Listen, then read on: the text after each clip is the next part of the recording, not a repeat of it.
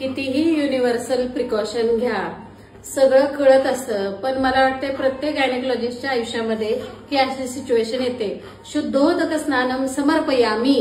कायम मी म्हणत असे इट्स ब्लडी बिझनेस. अर्थात त्या अर्थाने ब्लड बिझनेस नाही, परंतु ब्लड हाताला लागल्याशिवाय ते करमतच नाही.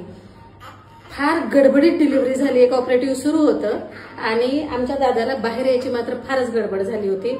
सो दादानं मला अजिबात वेळ दिला नाही एप्रिल वगैरे घालायचा. हा दादा आमचा पहिलाही दादा आहे. पेशंटच्या फॅमिलीतली ही अंदाजे 5वी डिलिव्हरी माझ्याकडे आहे. तिन्ही जावांच्या माझ्याकडे डिलिव्हरी झालेल्या. आता ती पुण्याला होती, परंतु खास डिलिव्हरीसाठी ही इथं आलेली आहे. तिच्याही सोलापूरची आहे, पण त्यांनी माझ्या रीलचं फार कौतुक केलं. हा दादा देऊयात बाहेर. त्यांना मुलगी अपेक्षित होती.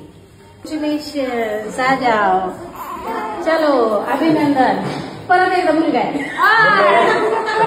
मुलगी पाहिजे नॉर्मल आहे. आपलंच आहे. चर्चा करते म्हणून म्हटलं आपलंच आहे. Normal delivery. मुलगा आहे. मुलगा आहे. 2 किलो 800 ग्राम. ती पण झाले. 2 नाळीचे तिडे होते गळ्याभोवती, पण काढले. खूप जण म्हणतात ना 2 नाळीचे तिडे असले की नॉर्मल होत नाही, पण झाले. ओके चालेल. थोडंसं रिशूट, जरासं रिमिक्सिंग, कारण बाळाचे पप्पा ऍबसेंट होते. हे घ्या बाळाचे पप्पा. 2 किलो 800 ग्राम मुलगा. मस्त आहे. बाळाच्या पप्पाने खूप धीर धरला नॉर्मल डिलिव्हरीसाठी आणि ती झाली.